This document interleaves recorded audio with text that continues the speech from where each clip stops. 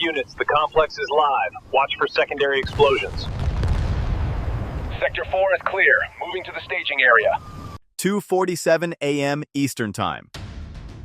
Along Interstate 35 near Laredo, Texas, the night air hung thick and humid, carrying the distant rumble of 18-wheelers crossing the border.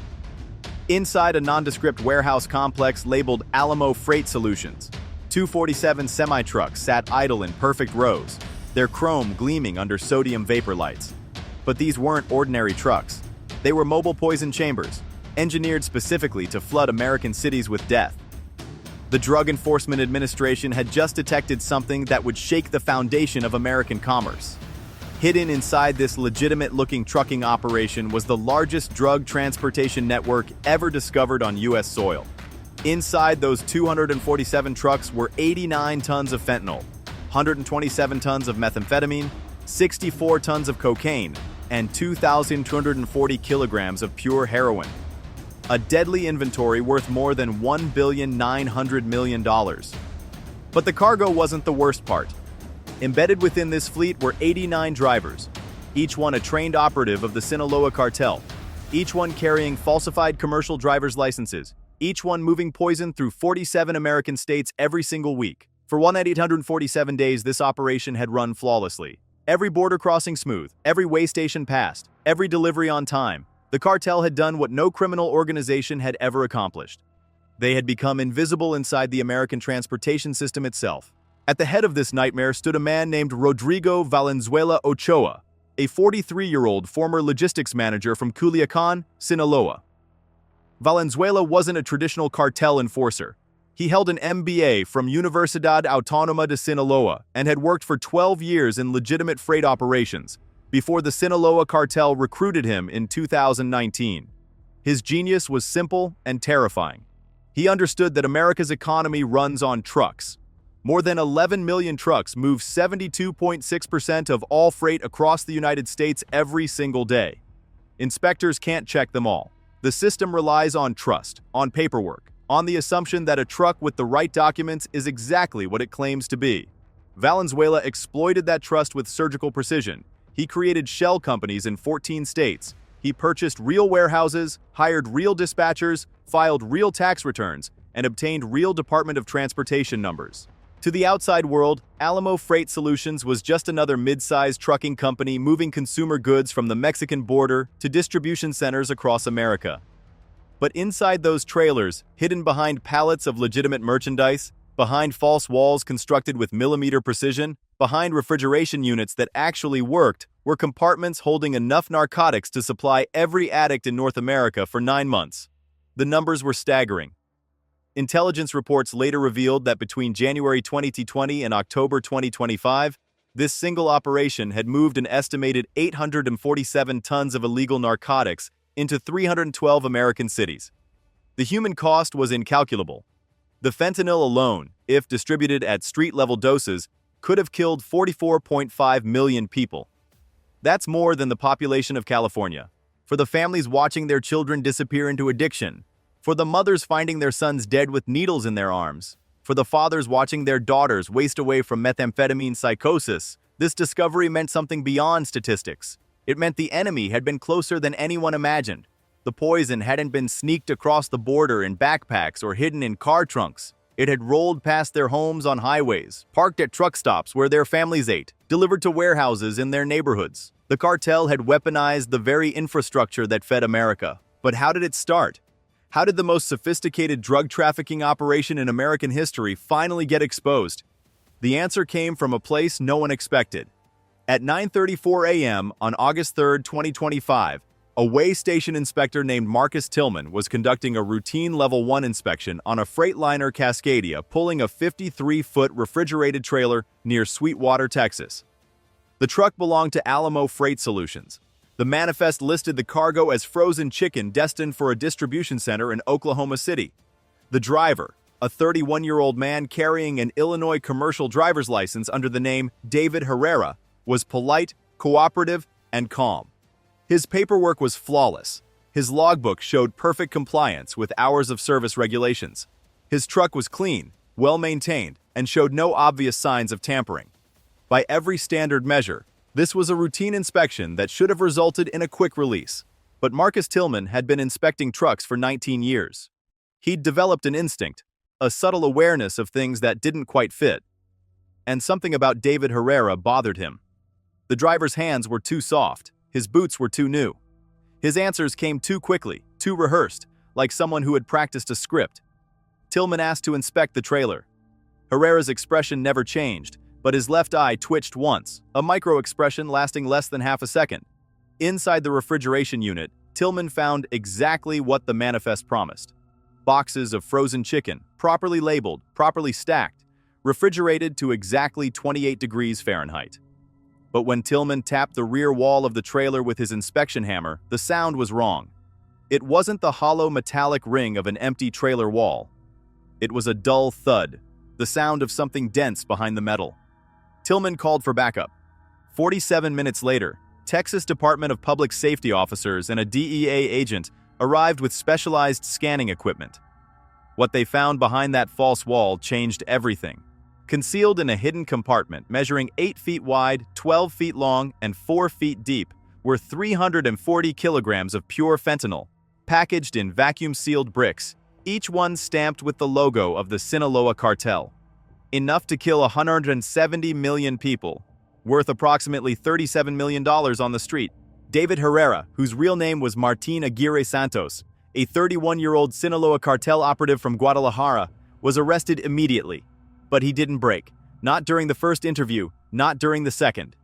For 6 hours and 42 minutes, he sat in silence, exercising his right to remain silent with the discipline of someone who had been trained for this exact scenario. But the DEA didn't need his confession. They had his truck. They had his phone. And inside that phone, encrypted behind 3 layers of security, were 1,847 text messages, 634 WhatsApp conversations, and GPS coordinates for 89 other drivers operating across the United States. At 11:23 p.m. that same night, DEA Special Agent Laura Chen sat in a secure operations center in Houston, staring at a digital map that made her stomach turn. The 89 GPS coordinates formed a web across America. Trucks in Seattle, trucks in Boston, trucks in Atlanta, Chicago, Denver, Phoenix, and Miami. Every single one moving at highway speeds, every single one carrying legitimate-looking cargo, every single one hiding compartments filled with death. If you believe danger can hide in plain sight, tap like and comment, stay aware, because what the DEA discovered next would expose the most sophisticated criminal infrastructure ever built on American soil. This wasn't just about one truck or one driver. This was about an entire shadow transportation system operating inside the legitimate economy, invisible and unstoppable until now. At 1:17 a.m. Eastern Time on August 4, 2025, a secure encrypted call reached DEA Administrator Ann Milgram in Washington, D.C. Special Agent Chen briefed her on the situation in clinical, precise language. 89 trucks, 89 drivers, 14 warehouses across 14 states.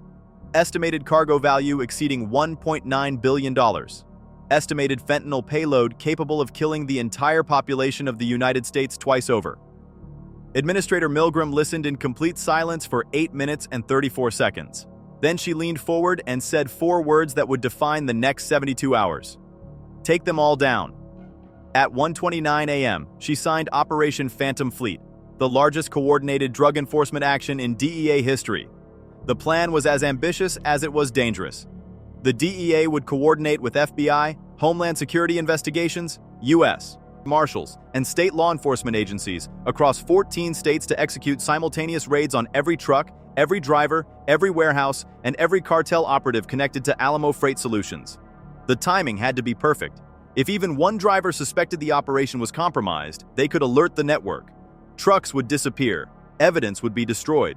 The entire organization could dissolve into the shadows within hours. The DEA had one chance, one window, one perfectly synchronized strike to decapitate a $1.9 billion empire.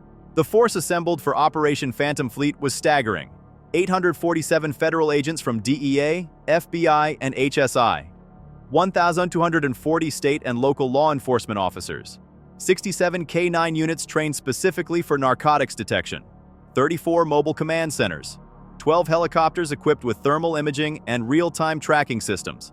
And supporting them all, 89 arrest teams, each one assigned to a specific truck, a specific driver, a specific target. Each arrest team consisted of 6 to 8 agents, heavily armed and trained for high-risk vehicle interdictions. They carried Glock 19 service pistols, AR-15 rifles with EOTech holographic sights, Remington 870 breaching shotguns, and flashbang grenades for rapid entry scenarios. They wore Level 3A body armor and carried ballistic shields. Every team had real-time access to GPS coordinates, live satellite feeds, and encrypted communication channels linking them directly to the command center in Houston. The odds seemed impossible. 89 trucks spread across 23,000 miles of American highways, some in urban areas where civilian risk was high, some on isolated rural roads where backup could be 40 minutes away, some parked at truck stops surrounded by hundreds of innocent drivers. Each target represented a potential armed confrontation. Intelligence suggested that 34 of the 89 drivers were carrying firearms. 7 had prior arrests for violent offenses. 2 were suspected of working as cartel enforcers before transitioning to logistics roles. But the DEA had one advantage the cartel didn't know about. Every single truck in the Alamo Freight Solutions fleet was now being tracked in real time. After Martin Aguirre Santos's arrest, the DEA had quietly obtained warrants and deployed covert GPS trackers on every vehicle registered to the company. For 47 days, agents had watched and waited, mapping routes, identifying patterns, and waiting for the perfect moment to strike. At 2:47 a.m. Central Time on October 17, 2025, that moment arrived. Across 14 states, 89 arrest teams moved into position. The sky was still dark. Most of America was asleep. But on highways from Texas to Washington, from Florida to Montana, federal agents began the most ambitious synchronized takedown in law enforcement history. At exactly 2:47 a.m., the command center in Houston transmitted a single encrypted message to all units. Execute, execute, execute. What happened next would be remembered as the most precisely coordinated law enforcement operation in American history. In Sweetwater, Texas, Team Alpha surrounded a Peterbilt 579 parked at a Love's travel stop. The driver, a 28-year-old cartel operative named Francisco Ruiz Delgado, was asleep in the sleeper berth. 6 DEA agents approached from 3 directions, moving silently between rows of parked trucks. At 2:48 a.m. and 23 seconds, the team leader knocked on the driver's door 3 times and identified himself as federal law enforcement. Ruiz Delgado woke instantly. Through the window, agents saw him reach toward the center console. 2 agents drew their weapons. The team leader shouted, "Show me your hands! Show me your hands now!" For 4 seconds, nothing happened.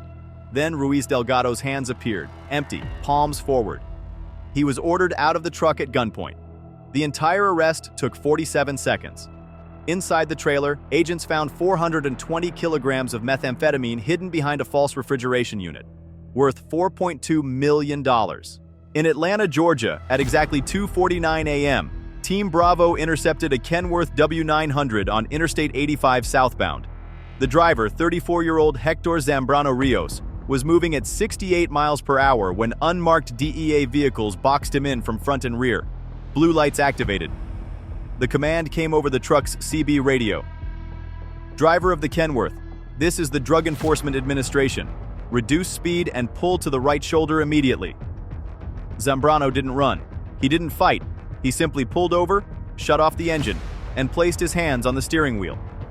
When agents opened the trailer, they found what appeared to be a legitimate load of construction materials. But thermal imaging revealed heat signatures inconsistent with inert cargo. Behind a false wall constructed of plywood and insulation were 89 kilograms of pure heroin and 156 kilograms of cocaine. The street value exceeded $12 million. Zambrano never said a word. Not during the arrest, not during processing, not during interrogation. He exercised his right to silence with the discipline of a trained soldier. In Seattle, Washington, at 2:51 a.m. Pacific Time, Team Charlie raided a warehouse operated by a shell company called Pacific Logistics Group. Intelligence indicated the warehouse served as a distribution hub, a place where cartel operatives transferred narcotics from long-haul trucks into smaller delivery vehicles for final distribution. The warehouse was a 40,000 square foot facility in an industrial zone near the port of Seattle. At night, it appeared abandoned. No lights, no activity, no security guards visible. but thermal imaging from a helicopter hovering at 1,200 feet revealed 12 heat signatures inside the building. At 2:52 a.m., 18 DEA agents breached the warehouse through 3 entry points simultaneously. They used battering rams on the main loading dock doors and explosive charges on 2 side entrances. Flashbang grenades detonated inside, disorienting everyone in the building. The assault was over in 90 seconds. Inside the warehouse were 11 cartel operatives and one terrified 19-year-old part-time worker who had no idea he was working for a criminal organization. The operatives were armed with 6 AR-15 rifles, 4 Glock handguns, and 2 shotguns, but none of them fired a shot. The speed and overwhelming force of the DEA assault left them no time to react. They were face down on the concrete floor, handcuffed and silent, before they fully understood what was happening. What agents found inside that warehouse was staggering. Stacked on industrial shelving were 2,240 kilograms of fentanyl, 4,680 kilograms of methamphetamine, and 1,890 kilograms of cocaine. The drugs were packaged in vacuum-sealed bricks, organized by type, labeled with handwritten codes indicating destination cities. There were loads destined for Portland, San Francisco, Los Angeles, Phoenix, and Denver. Each load carefully weighed, carefully documented, ready for distribution. The estimated street value of the drugs in that single warehouse exceeded $340 million. But the crown jewel of Operation Phantom Fleet wasn't in Seattle or Atlanta or Texas. It was in Laredo, Texas, at the Alamo Freight Solutions headquarters itself. At 2:47 a.m., while arrest teams across America were taking down drivers, a specialized tactical unit consisting of 34 DEA agents, 12 FBI agents, and 8 Homeland Security Investigations special agents surrounded the warehouse complex where this nightmare began. Intelligence indicated that Rodrigo Valenzuela Ochoa, the architect of the entire operation, was inside the main office building. Thermal imaging confirmed a single heat signature on the second floor. At 2:53 a.m., agents breached the building. They moved through the ground floor in tactical formation, clearing rooms with military precision. They found financial records, shipping manifests, encrypted computers, and walls covered with maps showing truck routes across North America. On the second floor, inside a corner office with floor-to-ceiling windows overlooking the truck yard, they found Rodrigo Valenzuela Ochoa sitting calmly at his desk. In front of him were 3 computer monitors displaying real-time GPS tracking for the entire fleet. He was watching his empire collapse in real time. Agents burst through the door with weapons drawn, shouting commands. Valenzuela raised his hands slowly, deliberately, with the calm resignation of a man who knew this day would eventually come. He said nothing, didn't ask for a lawyer, didn't proclaim innocence, didn't curse or threaten. He simply stood, turned around, and allowed himself to be handcuffed. As agents led him down the stairs and out into the cool Texas night, Valenzuela looked across the truck yard one last time. 247 trucks. His trucks. His system. His billion-dollar empire. All of it gone in less than 7 minutes. Tap subscribe now because what happens next will define the future of drug enforcement in America and expose the terrifying reality of how deeply cartels have penetrated American infrastructure. Across the nation, the arrests continued with relentless precision. In Chicago, Illinois, at 2:56 a.m., Team Delta intercepted 3 Alamo freight trucks converging on a warehouse in the south side. In Phoenix, Arizona, at 2:58 a.m., Team Echo arrested 2 drivers at a truck stop near Interstate 10. In Miami, Florida, at 3:04 a.m. Eastern, Team Foxtrot raided a distribution center and found 67 kilograms of cocaine being unloaded from a refrigerated trailer. Every arrest followed the same pattern. Overwhelming force, tactical precision, zero tolerance for resistance, and in every case, the drivers surrendered without a fight. They were professionals, trained to operate in silence, trained to follow orders, trained to know that once federal agents had them in custody, the game was over. By 4:17 a.m. Central Time, Operation Phantom Fleet had achieved something unprecedented. All 89 drivers were in custody, all 14 warehouses were secured, all 247 trucks were impounded. Not a single shot had been fired. Not a single agent was injured. Not a single suspect escaped. From first breach to final arrest, the operation lasted exactly 1 hour, 30 minutes, and 14 seconds. In that time, the DEA had dismantled a $1.9 billion criminal empire, arrested 89 cartel operatives, and seized enough narcotics to supply every addict in America for 11 months. The scale of the seizure was almost incomprehensible.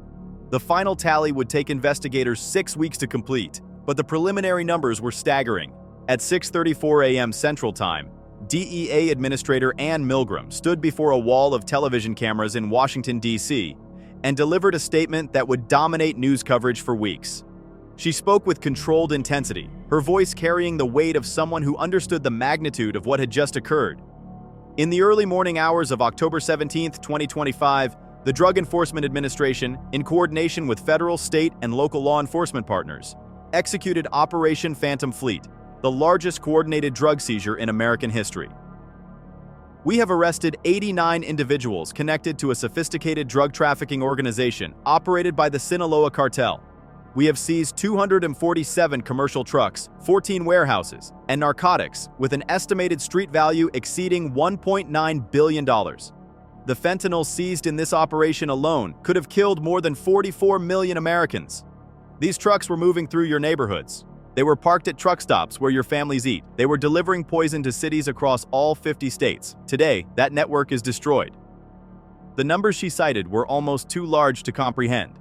89 tons of fentanyl, 127 tons of methamphetamine, 64 tons of cocaine, 2,340 kilograms of heroin, 847 firearms, including 34 fully automatic rifles illegally modified from semi-automatic AR-15 platforms, $67 million in cash, seized from warehouses and hidden compartments in trucks, 247 commercial vehicles worth an estimated $42 million, 89 falsified commercial driver's licenses, along with forged DOT medical certificates, forged insurance documents, and forged vehicle inspection reports. And most damning of all, 12 encrypted hard drives containing financial records, communication logs, and a complete organizational chart of the Sinaloa Cartel's North American distribution network. The human cost of this operation couldn't be measured in dollars or kilograms. Among the evidence seized were photographs, text messages, and handwritten notes revealing the true scope of the cartel's reach. Investigators found records indicating that Alamo Freight Solutions had been operational since January 2020. In those 5 years and 9 months, the organization had moved an estimated 847 tons of illegal narcotics into American communities. Public health officials estimated that those narcotics contributed to approximately 67,000 overdose deaths, though the exact number could never be known. Among the victims was a 23-year-old college student named Sarah Mitchell from Columbus, Ohio. Sarah had been a pre-med student at Ohio State University, a volunteer at a local homeless shelter, and by all accounts, a young woman with a bright future. In March 2024, she was prescribed oxycodone after a car accident. When the prescription ran out, she turned to street drugs. 3 months later, she died of a fentanyl overdose in her apartment. Her mother found her. The fentanyl that killed Sarah Mitchell had been transported from Laredo to Columbus inside an Alamo Freight Solutions truck driven by a cartel operative named Miguel Soto Rivera. That fentanyl had been packaged in Sinaloa, smuggled across the border hidden in a load of automotive parts, transferred to Soto Rivera's truck at a warehouse in San Antonio, and delivered to a mid-level dealer in Columbus who sold it to Sarah's boyfriend, who gave it to Sarah believing it was a safer alternative to the prescription pills she couldn't afford. 1 truck, 1 driver, 1 delivery, 1 death, multiplied by 67,000. For families like the Mitchells, Operation Phantom Fleet meant something beyond statistics and press conferences. It meant that the people responsible for their daughter's death were finally being held accountable.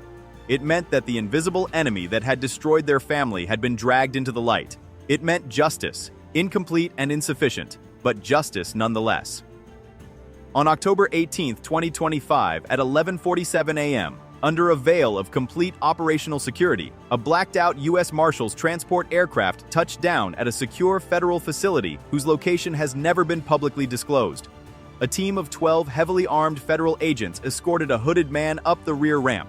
Rodrigo Valenzuela Ochoa, the architect, the logistics genius, the man who had built a transportation empire designed to poison America.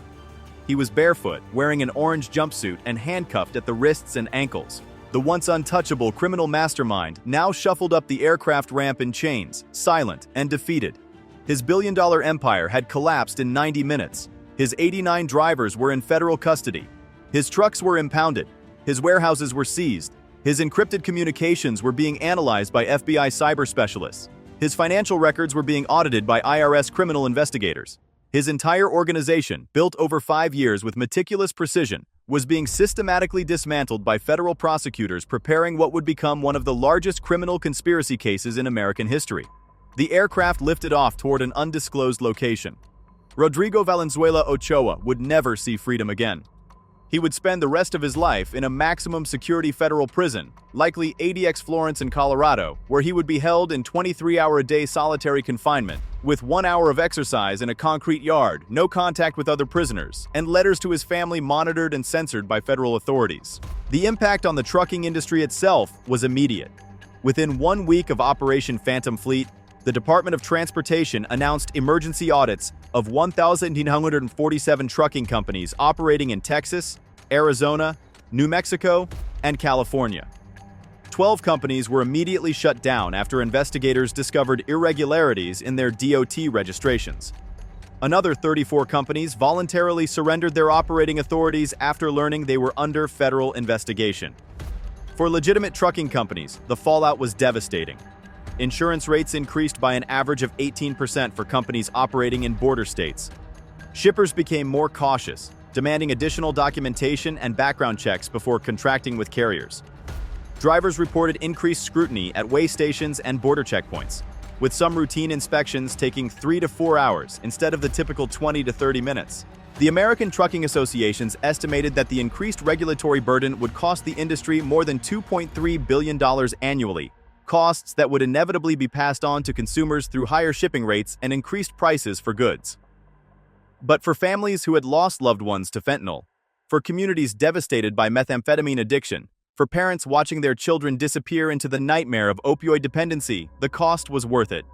If even one truck carrying poison could be stopped, if even one shipment could be intercepted, if even one life could be saved, the increased scrutiny was justified.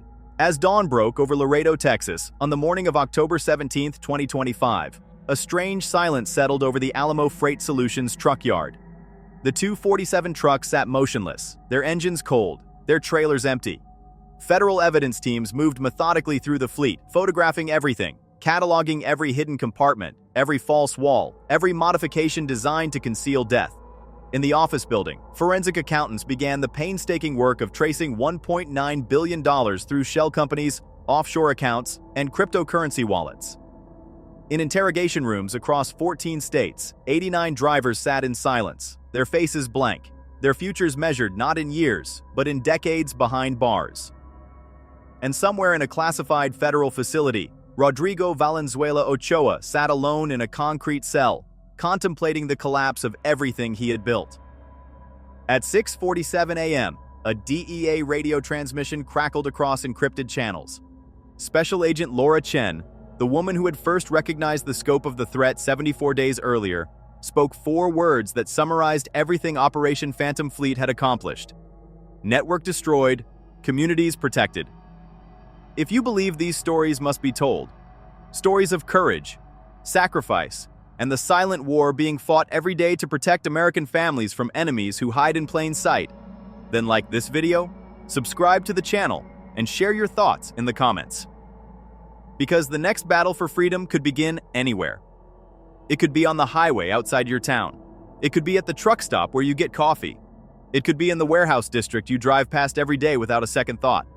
And your voice, your awareness, your refusal to accept the comfortable lie that everything is fine keeps their stories alive.